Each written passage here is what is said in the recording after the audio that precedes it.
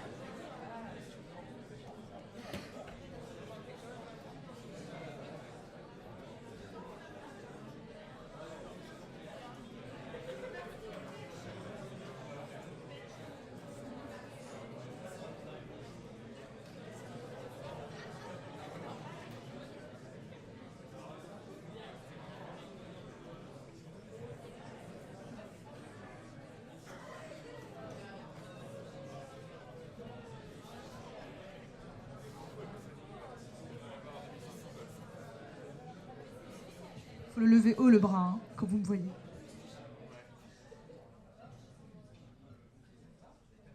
Ok, je vois qu'il y en a à qui ça parlait pas du tout parce qu'ils n'ont pas du tout échangé avec leurs voisins.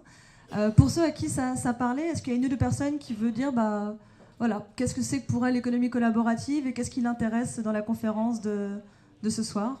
Voilà, c'est pas obligatoire, mais si 1 ou 2 personnes veulent prendre la parole pour dire en quoi le sujet leur parle ou les grandes questions que ça lui pose et qu'elle aimerait avoir des réponses.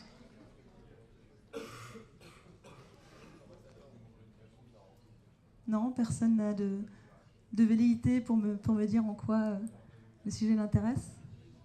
Est-ce que déjà, vous pouvez lever la main, ceux qui mettent un concept clair derrière le terme économie collaborative? Ouais, c'est bien, on va commencer par ça en fait. Alors, du coup, je posais d'autres questions. Qui parmi vous a déjà fait du covoiturage? Et vous levez, tiens, on va faire un peu d'exercice, vous levez ceux qui ont fait du covoiturage. Ouais, on va vous réveiller un peu.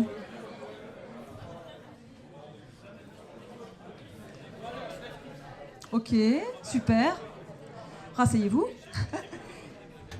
Qui parmi vous a déjà participé à un projet de financement participatif?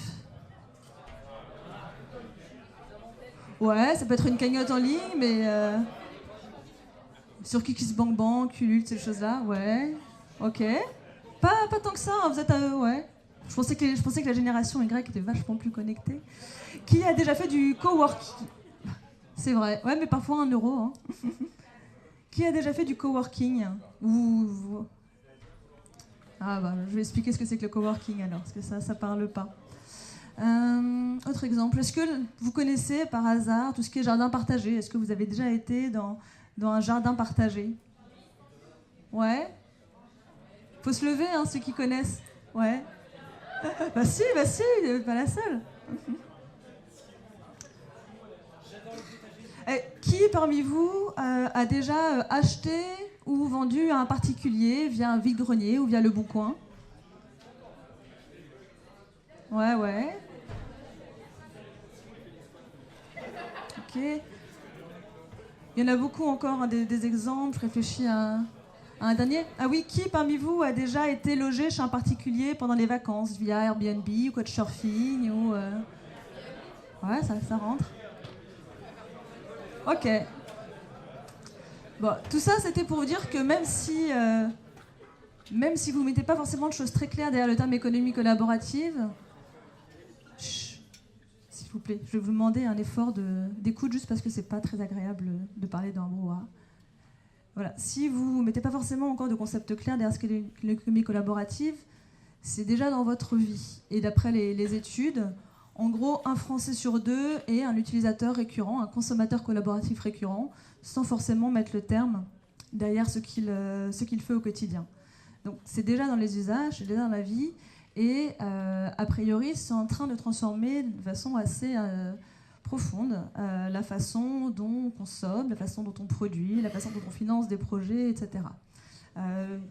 En termes de projection, c'est déjà un marché à peu près 25 millions de dollars, et les projections pour 2025, c'est que ça fasse, je ne sais plus, 325 ou 350 millions de dollars. Donc c'est aussi des sujets sur lesquels tous les businessmen commencent à s'intéresser de près, et ils cherchent la prochaine plateforme collaborative qui va révolutionner les nouveaux secteurs, comme Blablacar a pu le faire, comme Airbnb a pu le faire, mais l'économie collaborative ne se résume pas à ces plateformes. À l'origine, j'étais surtout venue là pour vous parler un peu de WeShare. Donc, déjà, je vais me présenter un peu plus longuement. Donc, je m'appelle Maud Richer.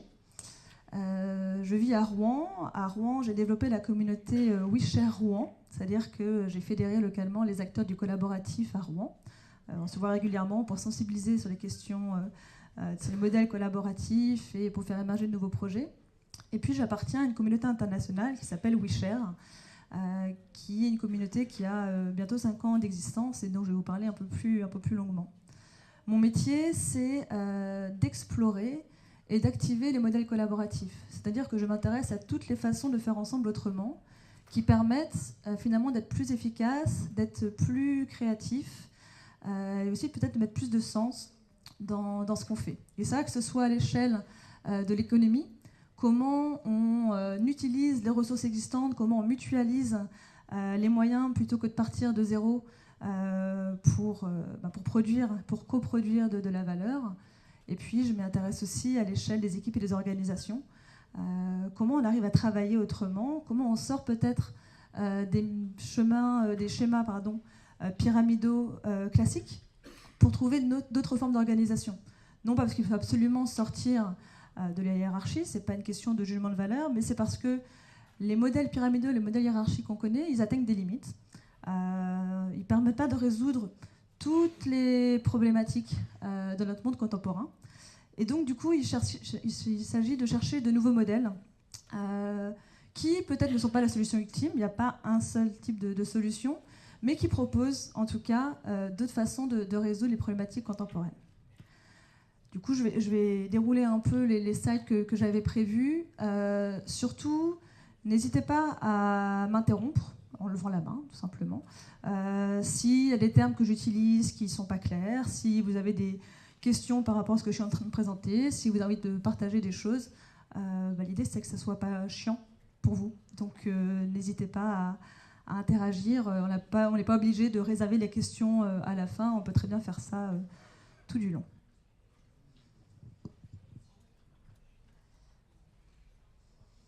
Alors, pour revenir sur WeShare, ce qu'on est et ce qu'on fait. Donc WeShare, c'est à peu près 5 ans. WeShare, ça a démarré via des conversations sur Twitter et sur Facebook de personnes qui au départ étudiaient surtout la consommation collaborative. Donc ils étaient en train de regarder, ils disaient tiens, c'est marrant, ces formes qui émergent, le covoiturage, tout ça. On est en train de voir d'autres schémas se mettre en place, et puis ils tweetaient sur les sujets, et puis il y en a d'autres qui disaient ouais, super, t'as vu et tout. Puis une sorte de conversation en ligne qui s'est faite auprès de gens passionnés par ces modèles émergents. Et de cette conversation en ligne est née une communauté qui s'appelle WeShare, qui a été initiée en France, mais qui est aujourd'hui internationale. Globalement, ce qui nous rassemble chez WeShare, c'est déjà une vision. Donc effectivement, on pense qu'une économie qui serait basée sur des valeurs de partage, des valeurs de collaboration, des valeurs d'ouverture, permettrait de résoudre beaucoup des challenges de notre époque. Et donc, qu'est-ce qu'on fait? Notre mission, ce qui nous relie, c'est la volonté de construire une société collaborative. Et comment on fait ça? On connecte les individus, les organisations et les idées. Donc, je vous mets un peu le texte qu'on présente aussi aux acteurs plus traditionnels. Au sein de l'écosystème WeShare, il y a tous les acteurs et les penseurs de ces modèles émergents, dont beaucoup sont liés au numérique, effectivement, parce que toutes ces plateformes collaboratives, beaucoup sont permises grâce au progrès de la technologie, mais tout ce qui est collaboratif n'est pas forcément numérique, on pourra revenir dessus. Et donc aujourd'hui, nous sommes à peu près 80 membres très actifs, ce qu'on appelle des connectors. Donc les connectors sont des personnes qui sont vraiment impliquées dans cette communauté pour la faire vivre et pour porter notre vision. Et nous sommes en Europe, en Afrique du Nord, aux États-Unis et en Amérique latine.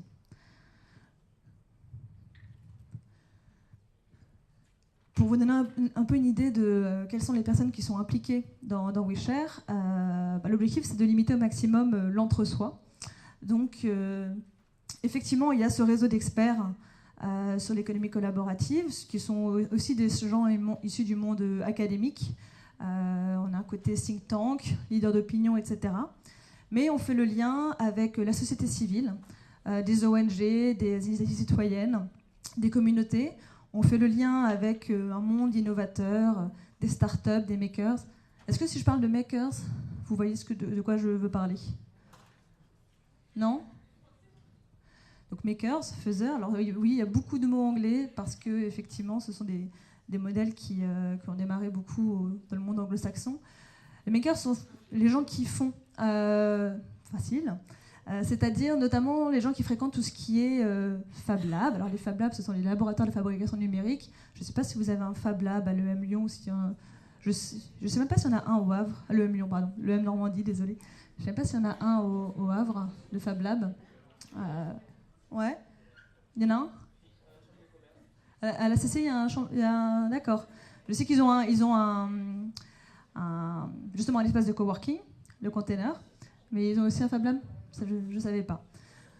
Donc les makers, voilà, ce sont les gens qui préfèrent faire plutôt qu'acheter, qui préfèrent réparer plutôt que de jeter et de réacheter, et qui généralement mutualisent des outils de production, des lieux, du savoir-faire, pour être dans cette logique de faire soi-même.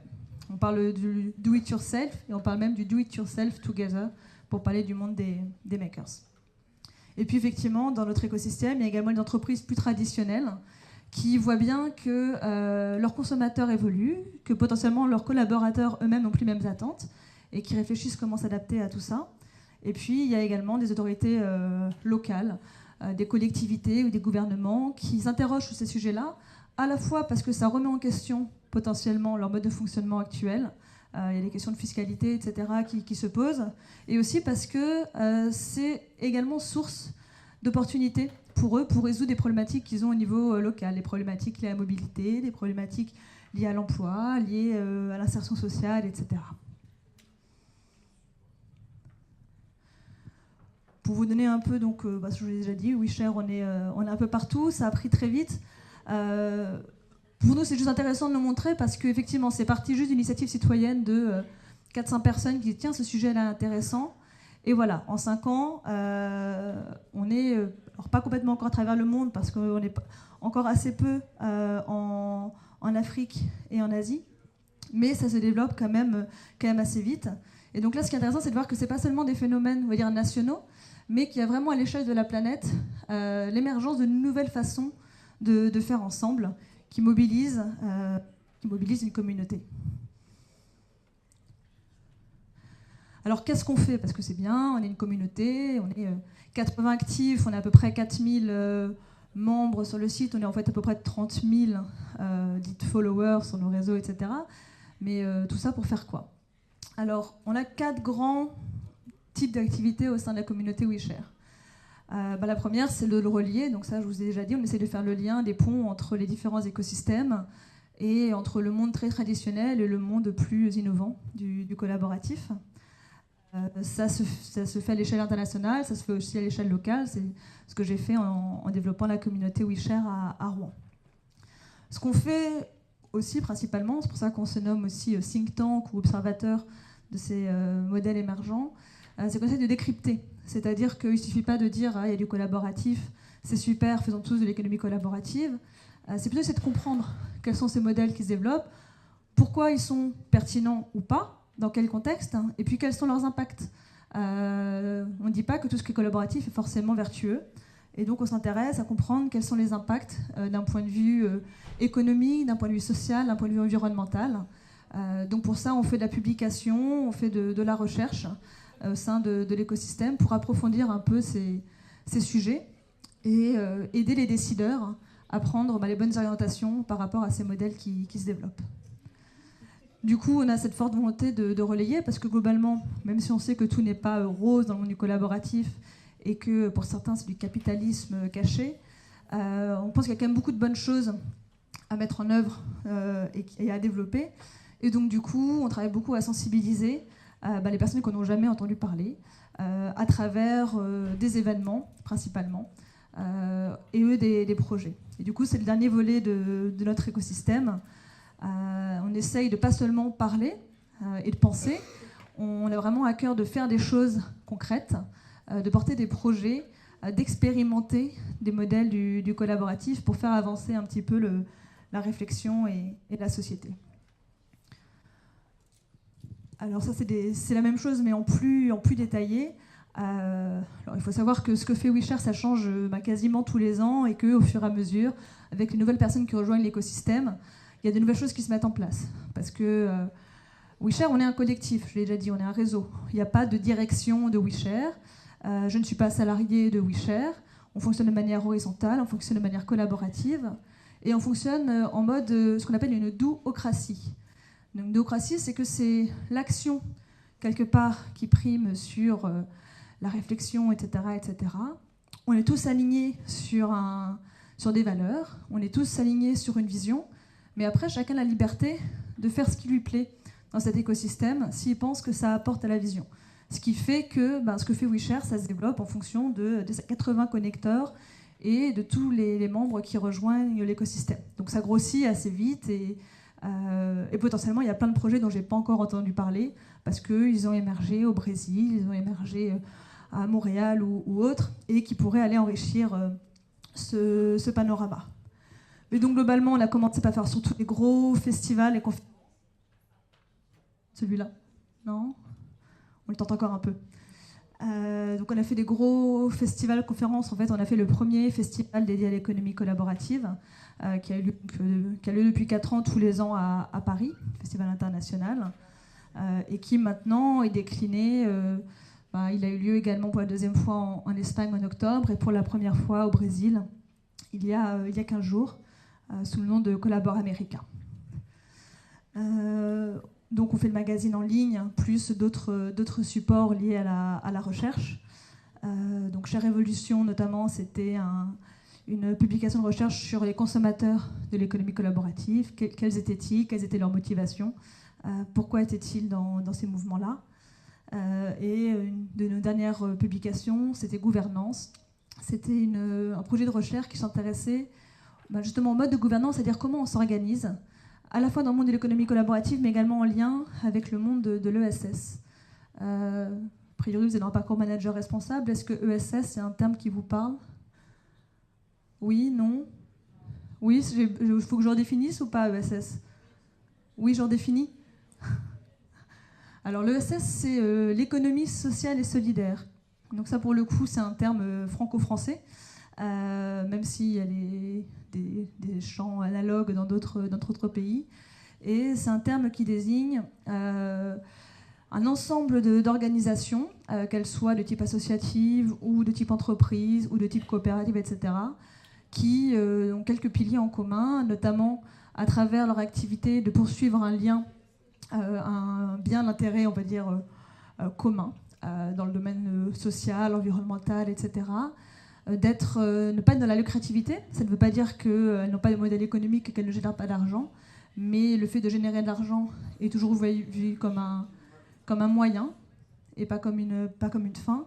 Et ce sont des organisations qui notamment s'engagent sur certains principes de gouvernance avec une échelle des salaires limitée. Donc c'est maximum de 1 à 5 entre le plus bas salaire et le plus haut salaire. Et elles s'engagent sur une gouvernance le plus possible participative. Donc voilà, donc on a fait une étude pour comparer un peu les modes de gouvernance au sein de l'ESS et les modes de gouvernance au sein de l'économie collaborative pour voir comment les uns et les autres pouvaient s'inspirer. Parce qu'il y a beaucoup de ponts entre ces deux univers.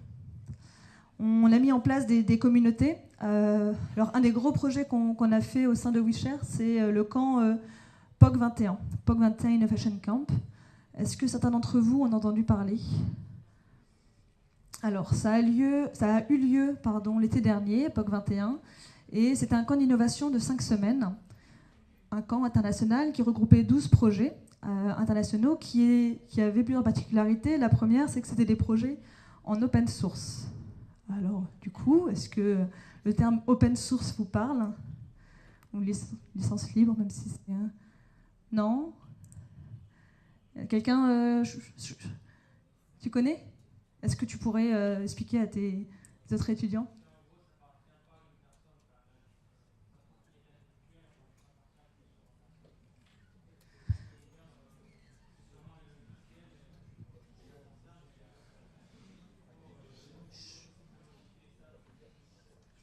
Tout à fait. Alors je reprends parce que je suis pas sûre que tout le monde ait pu entendre. Ce que tu disais, c'était que c'est un modèle, ça appartient pas à une seule personne et que ça vient effectivement du monde des logiciels. Le principe de l'open source, c'est que ça se pose quelque part à la notion de propriété privée et c'est le fait de dire à partir du moment où on a mis en place quelque chose, on peut très bien partager les plans de ce qu'on a fait et les partager librement. Alors après, il y a différents modèles d'open source pour que d'autres s'en emparent.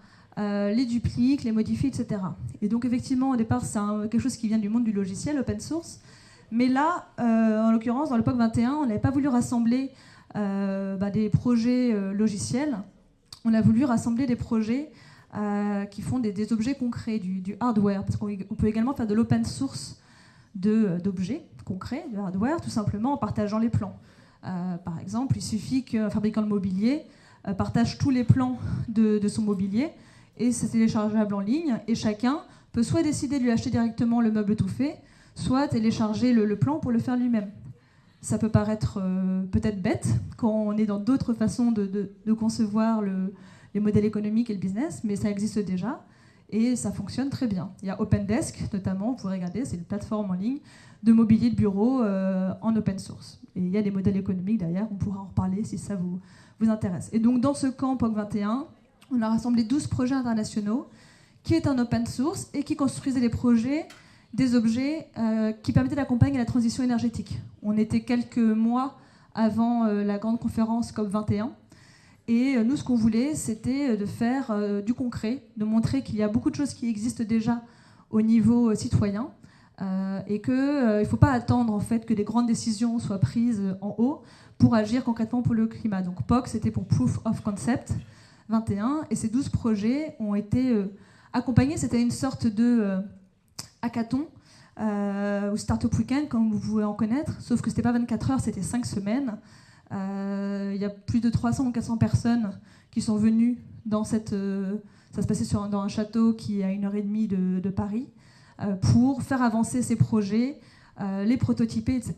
Et il y a eu une grande exposition, à la fois à l'issue de ce camp, mais également à Paris pendant la COP21, pour montrer qu'on peut agir de manière très concrète.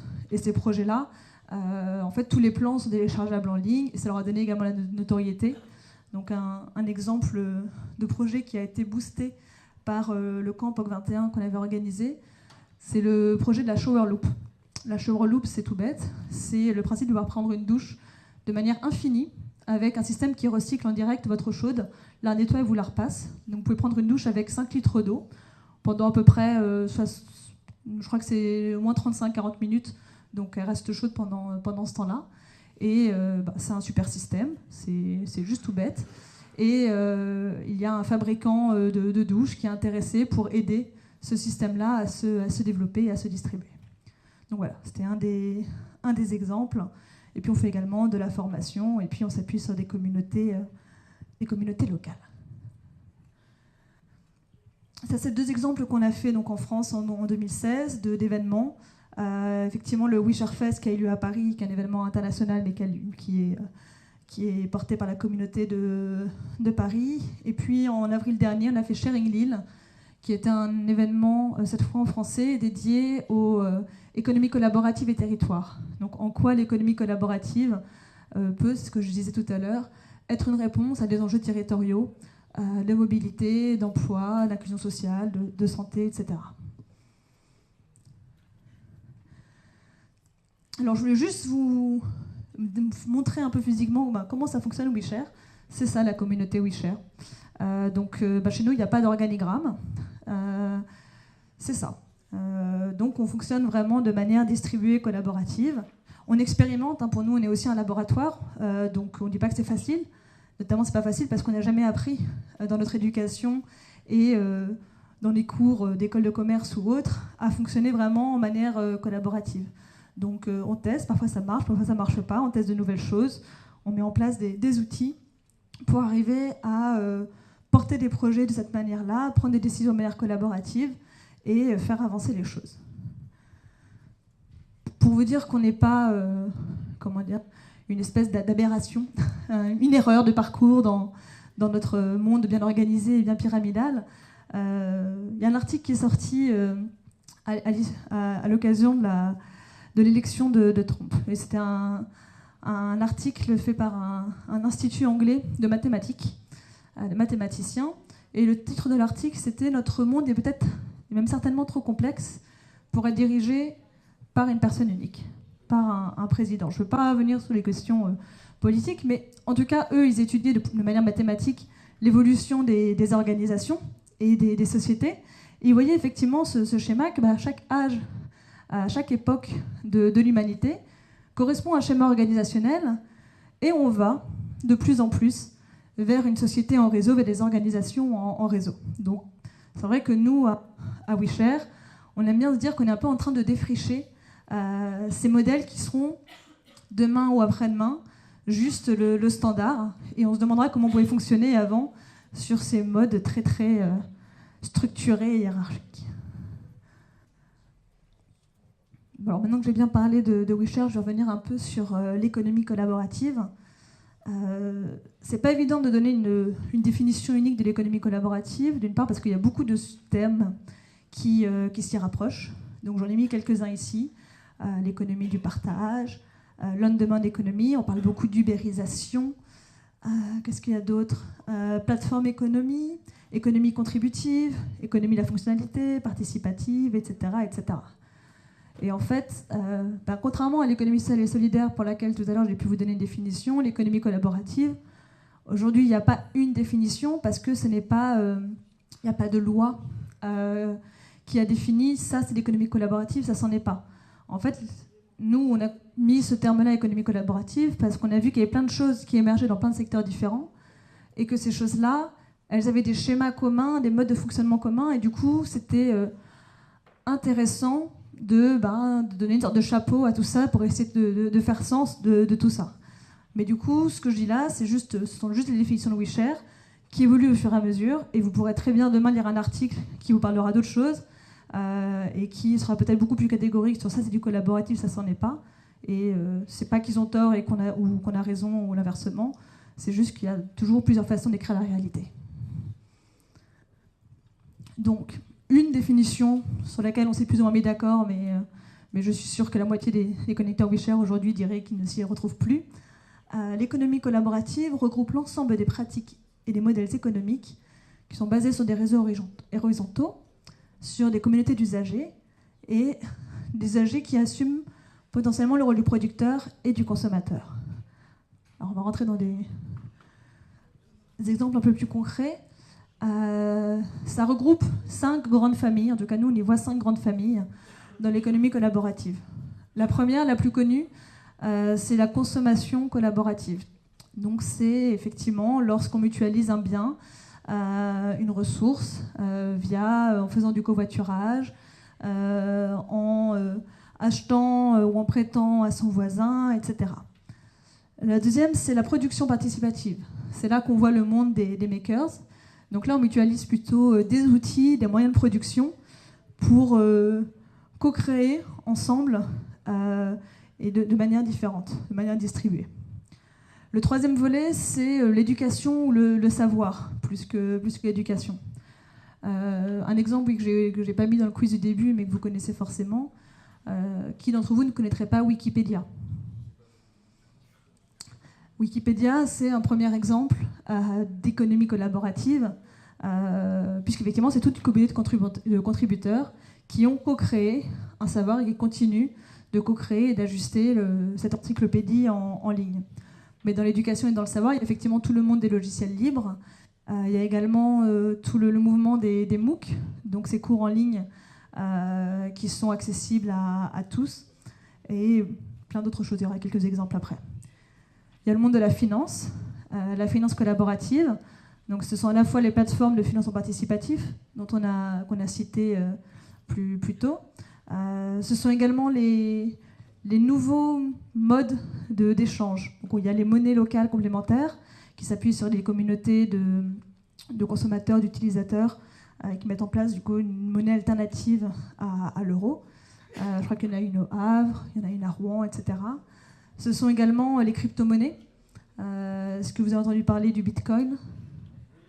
Ouais. Donc voilà, donc là, il n'y a pas encore du jugement de valeur. Là, je vous décris juste ce qui est. C'est un nouveau mode de production de la monnaie qui n'est plus centralisé parce qu'effectivement, on est dans un schéma où on a l'impression que la monnaie doit être produite par une entité centralisée qui serait une banque centrale, etc. Mais il y en a qui explorent d'autres façons de faire en disant peut-être qu'on peut se réapproprier cette notion de monnaie d'échange pour faire différemment. Donc il y en a également qui se passent complètement de monnaie pour échanger. Et donc il y a tout ce qui est banque de temps, système d'échange locaux, etc. où en fait on s'échange des services de manière directe ou indirecte en faisant fi de tout système. Non. Et puis la dernière famille au milieu de tout ça, c'est la gouvernance collaborative. C'est-à-dire qu'à partir du moment où on transforme sa façon de consommer, sa façon de produire, sa façon d'apprendre et de transmettre, et puis sa façon de financer, on réfléchit aussi comment on peut s'organiser différemment.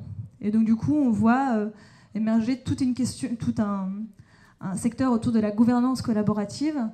Et ça regroupe, c'est encore trop large comme chapeau, parce que dans gouvernance collaborative, on met aussi bien les organisations qui sortent d'un schéma pyramidal pour fonctionner en réseau, voire des organisations qui, quelque part, ne sont plus du tout limitées sous le format entreprise, mais qui sont de réelles plateformes, des organisations complètement ouvertes. Je crois qu'il y aura un exemple après. Mais on parle aussi de nouveaux modèles de gouvernance à l'échelle des territoires, notamment rentre là-dedans ce qu'on appelle la civic tech ou la démocratie participative, avec des outils qui cherchent à renouveler le dialogue entre citoyens et acteurs publics pour prendre des décisions de manière collaborative, etc. Il y a également toutes les démarches autour des budgets participatifs qui rentrent un peu dans ce mouvement où on essaye de redonner en fait du pouvoir à l'acteur, qui soit plus uniquement consommateur, que potentiellement le contribuable devienne aussi contributeur, etc. Alors, je ne vais pas rentrer dans tous les sujets, mais là, il y a quelques exemples, donc, du coup, sur chacun de ces secteurs d'initiatives dans l'économie collaborative. J'en ai cité déjà quelques-unes. Je pourrais envoyer le support, si ça, il est déjà d'ailleurs envoyé, si ça vous intéresse de le récupérer, puis on pourra revenir dessus après si vous voulez. Et ça, c'est une autre façon encore de présenter ce modèle. C'est juste, avant, je l'ai présenté en famille, mais en fait, ce sont vraiment des sujets qui se développent dans tous les secteurs de l'économie. Donc là, c'est une façon de le présenter dans le domaine, effectivement, de la logistique, de l'alimentation, en B2B. Il y a également beaucoup de choses qui se mettent en place en économie collaborative B2B. Ce qu'on appelle le pair n'est pas forcément un particulier. Il y a des plateformes qui permettent de faire du troc entre entreprises. Dans le domaine des transports, dans le domaine... Ah non, il tient, hein. Et puis, oui, bon. En fait, comme vous le voyez, c'est très diversifié comme secteur. Et donc, du coup, en février dernier...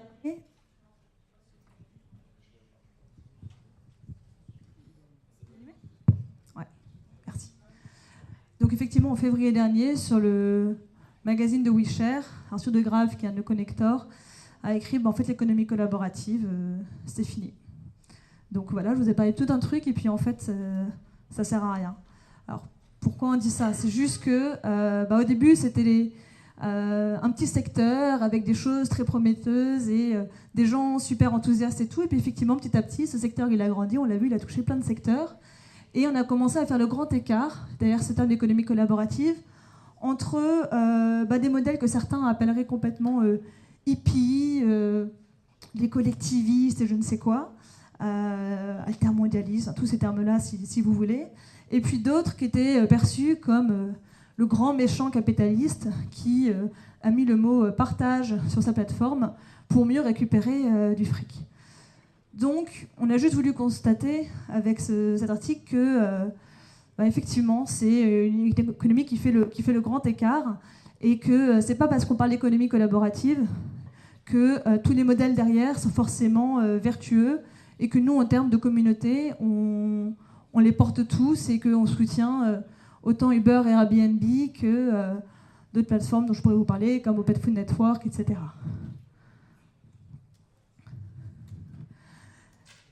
Du coup, malgré tout, ça nous semble intéressant de continuer à voir l'ensemble, parce que les modèles qui sont peut-être très, très contestés, si on reparle de Airbnb, Uber, etc., malgré tout, ils ont quelque part ouvert un marché, ouvert d'autres façons de consommer, et puis dans leur sillage, il y en a qui se disent c'était pas bête leur façon de penser comment on pouvait co-créer la valeur.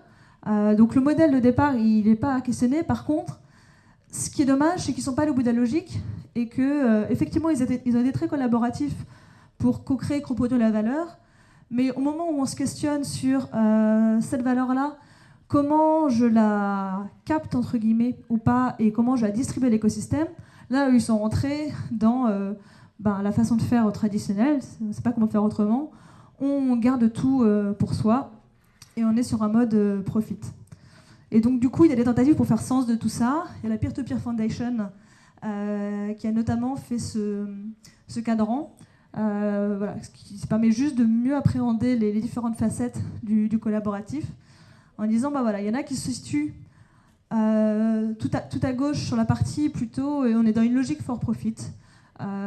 Et on a juste compris que ces modèles de co-création de la valeur, de mutualiser les ressources, etc., ils avaient un potentiel économique et on l'utilise. Et puis, à l'autre bout, il y a ceux qui sont plutôt dans une logique de production de communs. Les communs, ce sont des biens qui ne sont ni privés, ni appartenant au secteur public, mais qui appartiennent de fait à une communauté qui s'occupe de l'éco-gérer, etc. Et bien entendu, le monde n'est pas noir ou blanc et tout n'est pas complètement à gauche ou complètement à droite, mais sur une échelle entre les deux.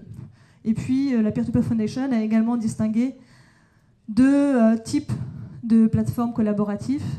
Celles qui fonctionnent à un niveau global, international, et qui, en fait, sont un modèle où plus elles sont grandes, plus elles sont pertinentes. C'est un peu ce qu'on reproche d'ailleurs à certaines, c'est que en fait, le premier qui est sur le marché emporte le marché à partir du moment où il y a un blablacar qui est en place. Plus il est grand, plus il est pertinent, et plus il sera compliqué pour un autre de venir, parce que du coup, toutes les offres ou toutes les demandes auront plus de chances d'être là que sur tous les challengers qui essayent de reprendre le créneau. Et puis, il y a également des modèles collaboratifs qui, eux, sont bien plus pertinents en étant très distribués ou très locaux. Si on parle des jardins partagés, il n'y a pas besoin qu'il y ait une plateforme internationale des jardins partagés. Ce qui est important, c'est de construire une communauté localement dans son quartier pour arriver à gérer ces biens communs qu'est le jardin. Donc voilà, ça donne 4 grandes familles qu'on retrouve au sein du collaboratif, entre le capitalisme léthargique, le capitalisme distribué, les communs globaux et la résilience locale. On pourra revenir dessus si ça vous intéresse. J'ai presque fini. En fait, les deux derniers, c'est plutôt des questions. C'est plus pour vous voir d'ailleurs ce que ça suscite pour vous. Moi, si ces sujets m'intéressent, c'est parce que je trouve qu'on assiste à un changement de paradigme. On ne sait pas forcément si le nouveau paradigme est meilleur, mais en tout cas, c'est intéressant à explorer.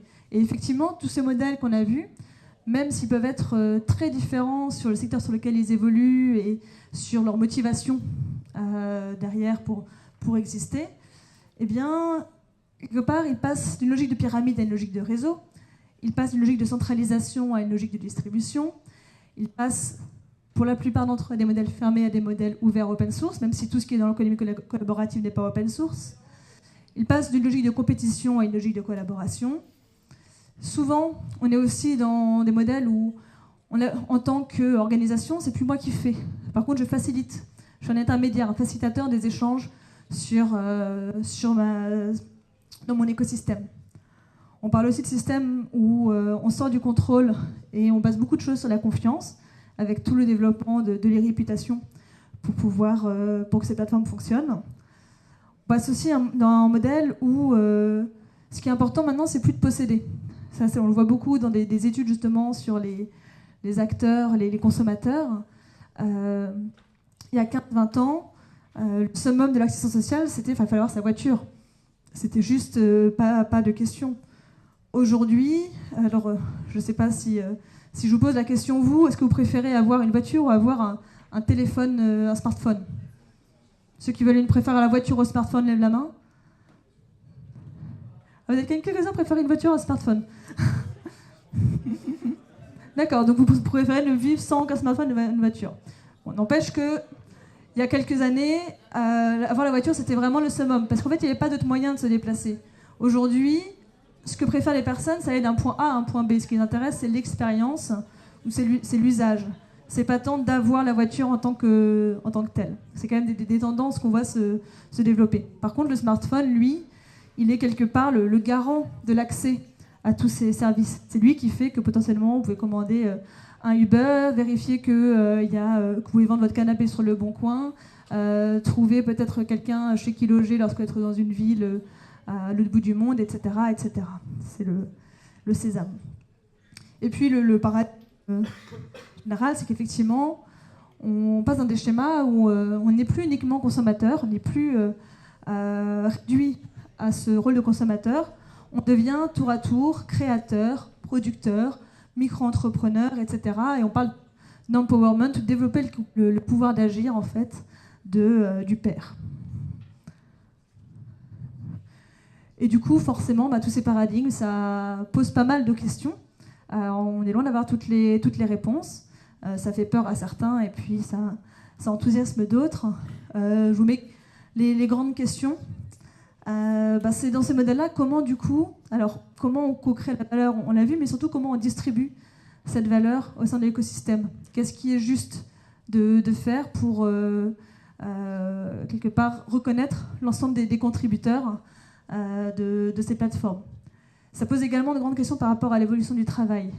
C'est des sujets auxquels on travaille beaucoup au sein de WeShare, de l'évolution du travail, le modèle du salariat, même si aujourd'hui la majorité des Français sont encore des salariés, mais c'est quand même des choses qui vont largement en diminuant.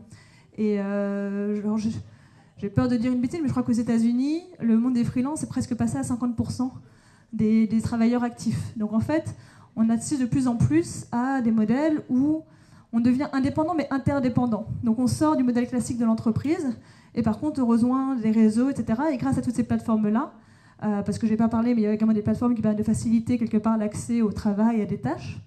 Voilà, le monde du travail évolue et du coup, puisque nous sommes dans une société qui est beaucoup basée sur le modèle du salariat, ça questionne, voilà, ça bouscule et ça challenge en fait les acteurs publics par rapport à cette évolution-là. Et puis ça pose aussi beaucoup des questions de pouvoir et de contrôle. Aujourd'hui, personne ne contrôle WeShare, par exemple, le collectif. Il y a quand même des notions de leadership, etc. Donc ça ne veut pas dire, dans ces modèles-là collaboratifs, on ne dit pas que tout le monde est égal, on ne dit pas que, voilà, il y a quand même des reconnaissances de la contribution de chacun, etc. Mais être acteur dans ce type d'organisation, ça mène à questionner sa propre relation au pouvoir et son propre besoin de contrôle. Voilà en gros les grands sujets sur lesquels je vous parlais, ou une petite citation pour finir, parce qu'on l'aime bien chez WeShare. Voilà. Nous, ce qu'on constate, c'est que ce qui se passe dans notre monde, c'est pas une crise, c'est un changement de monde. On l'espère pour le meilleur, même si tous les signes ne sont pas au beau fixe. Et voilà.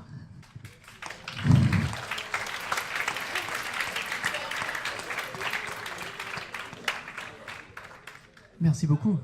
Merci. J'ai des dizaines de questions, mais est-ce que vous avez des questions? Est-ce que vous avez des interrogations en particulier?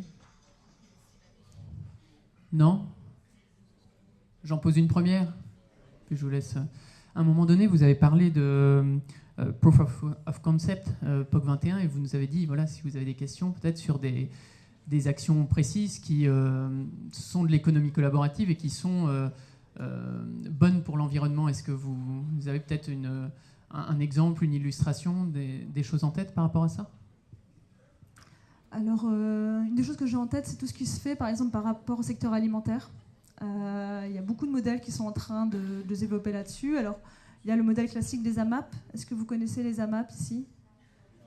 Il y en a qui disent oui, ceux qui disent oui veulent bien répondre à ceux qui disent non. Il y en a ici. Oui, c'est pour ça, je doute. Est-ce que quelqu'un qui connaît veut bien expliquer aux autres? Je te regarde parce que j'ai vu que tu disais oui.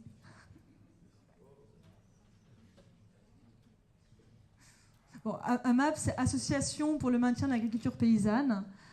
Et le principe, c'est que ce sont des groupes de consommateurs qui se regroupent autour d'un producteur, ou parfois de plusieurs producteurs, et qui fonctionnent en circuit court, et qui permettent à ces producteurs d'écouler toute l'année leur production. En l'échange, en fait, eux, ils soutiennent et ils payent leur petit panier de légumes quotidiens. Et nous, on le rentre dans ces modèles collaboratifs parce qu'on rentre de nouveau dans un modèle où on n'est plus uniquement consommateur, on devient acteur. On se met en circuit court, on diminue les intermédiaires. Là, il n'y a même plus d'intermédiaires, on est directement avec le producteur. Donc ça, c'est un des modèles qui n'est même pas numérique, etc., qui est tout à fait vertueux. Et il y a également des équivalents, on va dire, plus techniques, mais qui ont beaucoup de sens. Je pense par exemple à une application qui s'appelle Too Good To Go.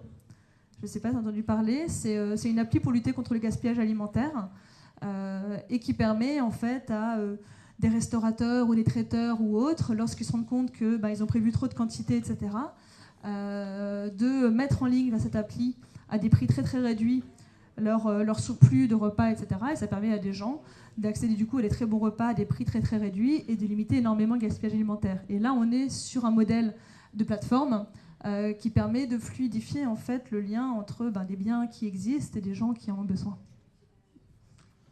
Oui, c'est très clair et c'est très concret parce qu'il y a des rapports, notamment à l'Organisation des Nations Unies, sur, vous avez parlé à un moment des monnaies alternatives, et sur le fait que ces modèles-là utilisent l'informatique massivement. L'informatique, c'est pas toujours très bon pour l'environnement quand on doit mettre en place des serveurs de façon massive, souvent dans d'autres pays. Et donc là, c'est vrai que vous avez des exemples qui en fait sont bons pour l'environnement et n'utilisent pas nécessairement des technologies massivement. Après, je me pose d'autres questions. Que j'avais vu des chercheurs travailler beaucoup sur le secteur touristique en Tunisie après les événements politiques récents, dans lequel, d'un coup, on s'était trouvé avec des employés qui avaient la parole, ce qui n'était pas le cas auparavant. Et là, leur problème, c'était un problème de management, parce que du jour au lendemain, on se trouvait avec des personnes à l'intérieur de l'hôtel qui tweetait pour un oui, pour un non, qui expliquait sur Facebook toutes sortes de choses qu'il aurait mieux valu taire sur les relations entre les personnes à l'intérieur de l'hôtel, sur un certain nombre de choses. J'imagine que vous, dans votre travail, vous avez toutes ces questions en tête, parce que vouloir mettre en place une plateforme collaborative dans laquelle tout le monde peut s'exprimer, c'est une chose, mais comment est-ce qu'on fait pour que ce soit vertueux en fait, dans une organisation? Il y a des formations, enfin, comment est-ce que ça se passe? Alors déjà, c'est vrai que souvent les gens ont un peu le schéma de si c'est collaboratif, c'est le chaos. Il y a un peu le côté, oui, une organisation traditionnelle, hiérarchique au moins, il y a des règles, des cadres, etc. Collaboratif, c'est tout le monde fait tout le monde parle, c'est super fun, mais c'est le bordel, il ne va rien se passer, etc. En fait, les organisations qui fonctionnent de manière réellement collaborative sont quelque part bien plus structurées. Étrangement, en tout cas, les règles sont bien plus explicites que dans les entreprises classiques. Et effectivement, on ne passe pas de l'un à l'autre du jour au lendemain. Et souvent, une erreur qui est commise, c'est quelque part de mettre en place les outils pour fonctionner de manière collaborative, etc., sans avoir défini le cadre et les règles.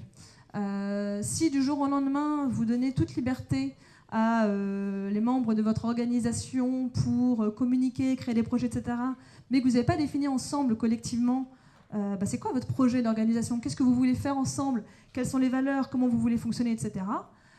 Globalement, si les gens ils ont toute la liberté, mais qu'ils n'étaient pas du tout en accord avec le projet de l'entreprise, ils vont profiter de leur liberté, et c'est bien naturel, pour potentiellement exprimer leurs désaccords, etc. etc. Donc effectivement, le préalable, finalement, dans le collaboratif, c'est on va dire quelque part, c'est de mettre en place la communauté dans le sens réfléchir ensemble, qu'est-ce qui nous relie, qu'est-ce qu'on a envie de faire ensemble et comment on a envie de faire ensemble.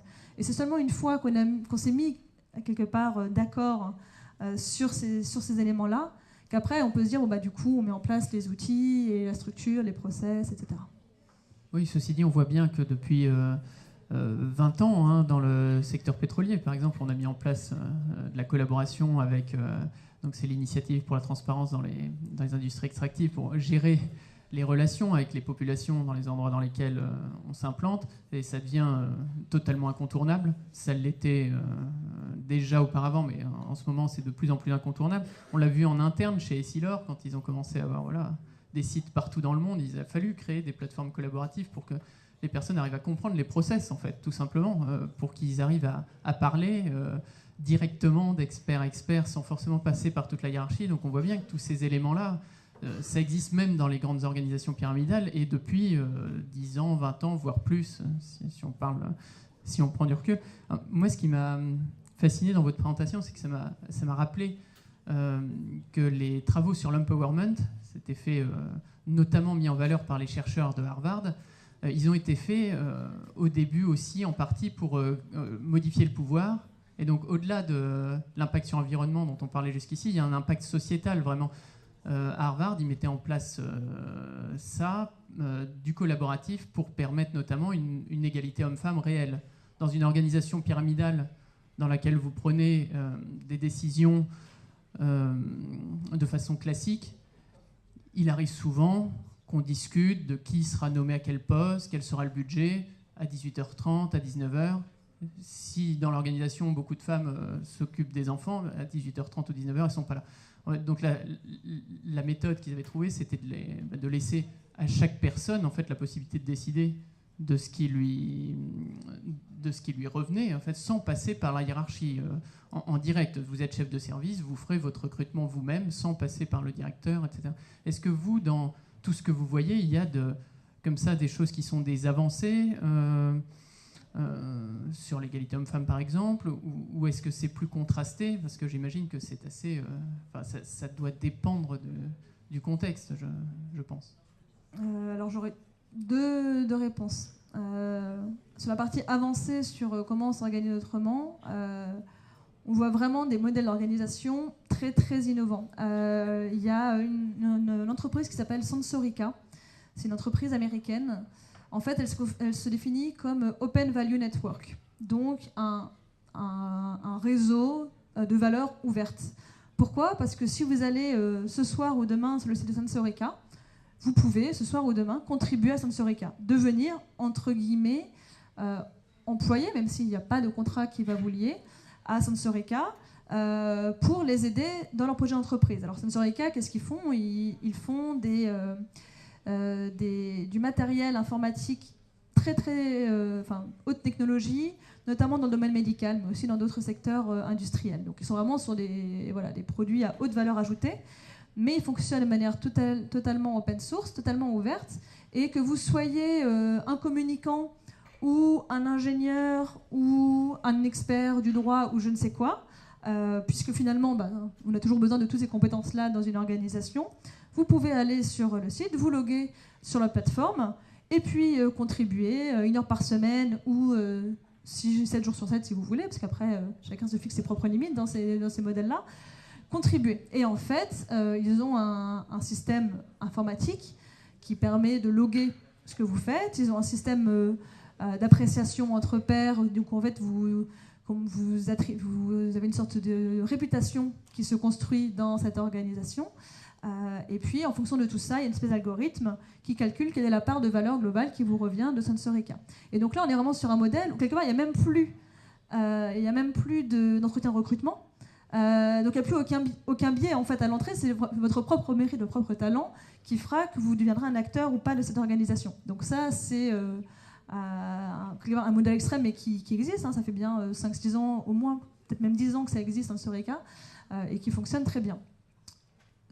Après, tout ce qui est collaboratif n'est pas vertueux et sur la partie plateforme d'économie collaborative, elles ont beaucoup été attaquées et à raison parce qu'elles reproduisent des schémas sociaux et d'éducation culturelle.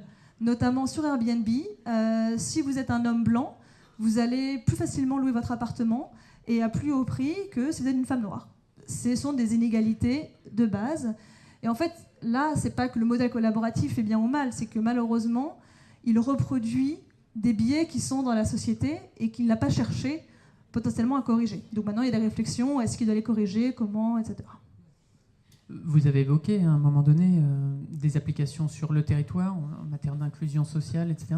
Qu'est-ce que vous aviez à l'esprit? Est-ce que vous avez des exemples de ça ou peut-être du rapport que vous entretenez avec les pouvoirs publics? Alors, pour donner un exemple de qu'est-ce que ça veut dire collaboratif sur un territoire, effectivement, il y a plusieurs choses. Par exemple, comment à l'échelle... Par exemple, tout ce qui est covoiturage, ça fonctionne très bien le Blablacar sur les longues distances, mais il y a des grandes questions sur comment on arrive à gérer les trajets courts et comment on arrive à désengorger les villes par rapport à ces sujets-là. Donc là, il y a vraiment des réflexions qui peuvent être faites avec les territoires. Je sais que justement au Havre, il y a une initiative qui s'est démarrée qui s'appelle le Dracar, je crois, qui cherche un modèle innovant de covoiturage courte distance entre le Havre et le port, je crois. Donc ça, c'est des exemples de comment... les initiatives collaboratives peuvent être pertinentes au niveau d'un territoire. Il y a également tout ce qui est cohabitat, qui se développe, habitat partagé, qui permettent à des groupes d'habitants de se mettre en commun pour peut-être avoir un terrain, etc. Et ça permet souvent de faire aussi du lien social, parce qu'il peut y avoir une solidarité qui se met en place, il y a parfois des choses intergénérationnelles entre les personnes âgées et les étudiants, etc. Donc ça, c'est des exemples de ce qui se fait au niveau des territoires. Après, nous, dans nos liens entre WeShare et ces sujets-là, alors on est régulièrement amené à parler, que ce soit au niveau national, au Parlement, ou autre, pour quelque part, c'est plus faire de la acculturation à ce que c'est que l'économie collaborative, éviter que tout soit mis dans le même panier aussi. Donc ça, c'est des choses qu'on fait. On produit nos propres rapports ou recommandations sur les sujets.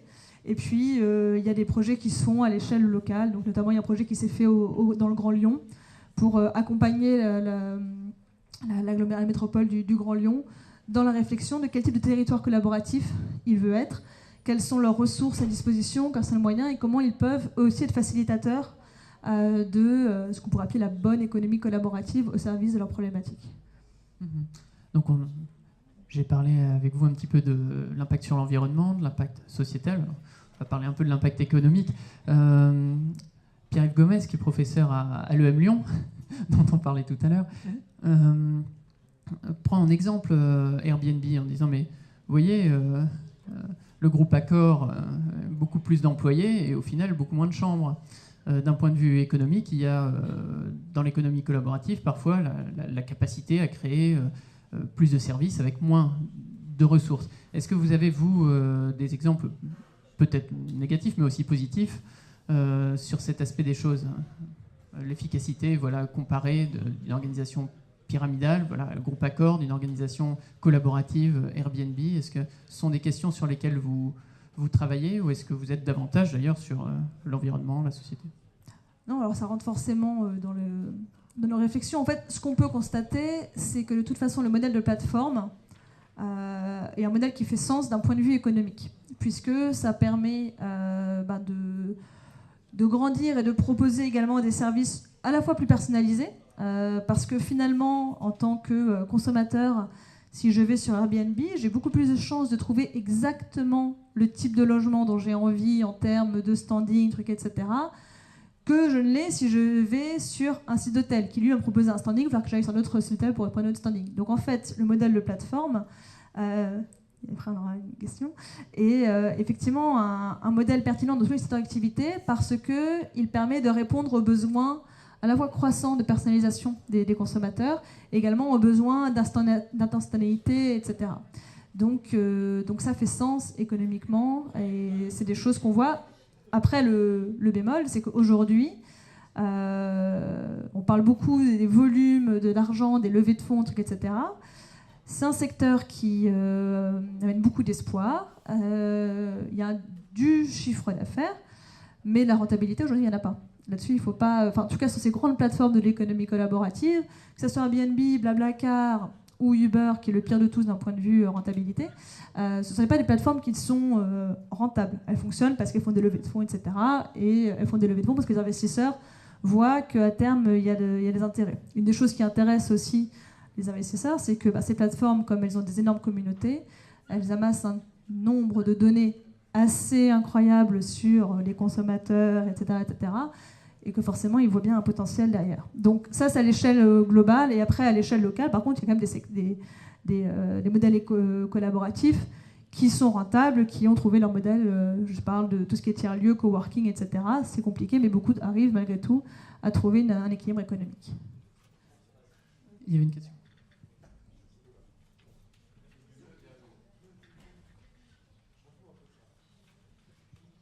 Merci. Alors moi, j'avais une question. Provocateur, mais c'est une vraie question. Si ce modèle socio-économique se développe à l'avenir, est-ce que c'est pas un danger pour l'économie d'un pays, dans le sens où le PIB forcément il va diminuer, et de deux, où par exemple on reprend l'exemple du covoiturage, les gens ils déclarent pas forcément les revenus et ça va aussi impacter la fiscalité. Est-ce que ça c'est pas dangereux? Alors, premier élément de réponse. Déjà, la question, c'est est-ce que le PIB est l'indicateur le plus pertinent pour mesurer ce qui a du sens? Moi, je pense que non. Parce que le PIB, il calcule une production de richesse, mais quelque part, je ne sais pas, si vous construisez plus de prisons, ça va faire grossir le PIB. Mais est-ce que vraiment on se dit que c'est quelque chose... Est-ce qu'on se dit que c'est un indicateur de réussite du pays? Non. Donc, le problème, c'est qu'aujourd'hui, dans le PIB, par exemple, si... je sais pas, vous faites 3 millions de voitures et que la moitié va partir à la benne, etc., etc., tout ça, ça va créer de l'activité économique parce qu'il y a ceux qui ont produit les voitures et puis après, il y a ceux qui vont les détruire, etc. Mais d'un point de vue environnemental, etc., etc., c'est un gâchis énorme. Donc, effectivement, si on développe encore plus les modèles collaboratifs, potentiellement, ça va avoir un impact sur cette façon de produire de la richesse. Je ne suis pas sûre que ça soit une mauvaise chose pour moi. Et pour donner un exemple concret, la Suède a récemment travaillé cette fiscalité pour diminuer le coût de tout ce qui est recours à tiers pour faire de la réparation, etc. Donc en fait, ils ont ancré dans leur loi, d'un point de vue fiscal, le fait que pour eux, c'est vertueux que les gens cherchent à faire réparer auprès d'un hypercafé ou d'un réparateur ou d'un voisin, d'un truc, plutôt que de jeter. Et du coup, ils ont pris en compte ça d'un point de vue fiscal pour inciter. Donc ça, c'est un premier élément de réponse. Ensuite, sur la question de l'économie grise, quelque part, autour de ça, parce qu'effectivement, aujourd'hui, je crois qu'on estime qu'à peu près 15% des personnes qui ont des revenus à l'économie collaborative qui le déclarent. Ce qui est ridicule. Pourquoi c'est que 15% Alors, il faut savoir qu'en fait, normalement, il n'y a pas de trou. Alors, c'est pas moi la spécialiste du droit, et pour le coup, il y aura peut-être quelqu'un qui aura des éléments complémentaires. Mais aujourd'hui, il est déjà prévu dans la loi le fait qu'en tant que particulier, vous puissiez déclarer vos autres revenus. Donc, normalement, tout le monde devrait avoir la possibilité de le faire. C'est juste que souvent, les gens ne sont pas au courant qu'il faut le faire, qu'ils ne vont pas s'amuser à compter combien de canapés, leurs 3 canapés, leurs 2 tables qu'ils ont vendus sur le Bon Coin, etc. Ils n'y pensent même pas lorsqu'ils font leur déclaration fiscale et tout. Donc c'est pour ça que ça passe un peu à la trappe. Et du coup, la question qui se pose, c'est est-ce que plutôt que ça devienne de la responsabilité du père, ce qui devrait être normalement de sa responsabilité de déclarer, comment on peut pousser les plateformes à rappeler ça aux pères. Elles le font déjà en fait maintenant, quand c'est sur Airbnb, etc. Ils vous incitent, mais pour l'instant, c'est pas eux qui le font directement. Je pense que de manière générale, les gens le savent, c'est juste qu'ils le font pas, par intérêt. Tout à fait. Et donc, pour l'instant, c'est pas dérangeant, mais à l'avenir, si vraiment ça prend une ampleur, est-ce que je sais pas, est-ce que vous savez s'il y a eu des mesures déjà qui ont été prises par l'État pour contrôler un petit peu ça? Il y a en ce moment, alors il y a Pascal Terrasse, qui est un député qui avait été, je crois que c'est François Hollande ou Manuel Valls qui l'avait nommé pour faire un rapport sur l'économie collaborative, un rapport qu'il a remis cette année. Et une des propositions, c'est effectivement d'encadrer davantage les bénéfices liés à l'économie collaborative. Et je crois que dans les derniers échanges, l'idée c'était que les personnes qui génèrent plus de 5 000 € par an aient une obligation d'eux. Et ils sont en train de voir entre eux comment récupérer les informations au niveau des plateformes, etc. Donc c'est effectivement en train d'avancer. Et c'est vrai que là, on constate, mais c'est le cas pour l'économie collaborative, mais en fait, c'est le cas pour tous les secteurs émergents, innovants, que souvent, la société et le business va souvent plus vite que le monde juridique et le monde politique prendre conscience. Donc, il y a un petit décalage dont certains profitent. Nous, on ne dit pas chez WeShare que ouais, c'est génial et c'est pour ça que c'est bien. On est tout à fait d'accord qu'il faut encadrer pour limiter les excès. Après, en termes d'impact économique, il faut aussi limiter ce que ça représente d'un point de vue volume. Parce que les gens disent oui, l'économie collaborative, ça détruit des emplois, etc. Je crois que les calculs avaient été faits aux États-Unis. Je crois que ça représenterait genre 0,1 ou 0,2% d'emplois potentiellement détruits. Si vous regardez l'automatisation et tous les impacts que ça a sur la détruction des emplois, là, vous pouvez vous poser la question dans le futur du travail avec tout ce qui est robotisation, etc. Est-ce que ça n'a pas détruire notre économie? C'est une autre question que je peux poser. L'économie collaborative elle va pas devenir du jour au lendemain 100% de vos usages. Et par rapport à d'autres pays, la France, elle est plutôt précurseur ou retardataire sur ce niveau-là? Je pense aux pays nordiques par hasard. Alors en fait, les pays nordiques ne sont pas plus avancés sur tout. D'un point de vue encadrement, notamment tout ce qui est finances participatives, etc., la France est assez en avance. Elle a été une des premières à vraiment réglementer les finances participatives pour notamment s'assurer que les personnes qui participent sur les plateformes, etc., ne perdent pas leurs économies, qu'il y ait quand même un minimum de contrôle et tout. Donc sur ce sujet-là, la France est plutôt bien positionnée. Je dirais que sur toute la partie effectivement plus écologique, certains pays du Nord ils sont un peu plus axés là-dessus, donc ils ont un peu plus mis en place ces structures pour accompagner ça. Le monde, là où il y a des choses aujourd'hui très intéressantes, c'est aussi notamment ce qu'on voit dans l'Amérique latine et autres, dans des pays pour lesquels où il y a aussi des choses super qui se passent en Afrique dont on parle très peu, mais en fait des pays où c'est pas un sujet un peu de confort de passer à ces modèles collaboratifs, mais un enjeu juste de bon sens, de dire on fait avec les ressources qu'on a et on fait différemment. Et donc là, il y a des modèles super intéressants qui se développent et pour l'instant, on ne les connaît pas assez et on n'en parle pas assez.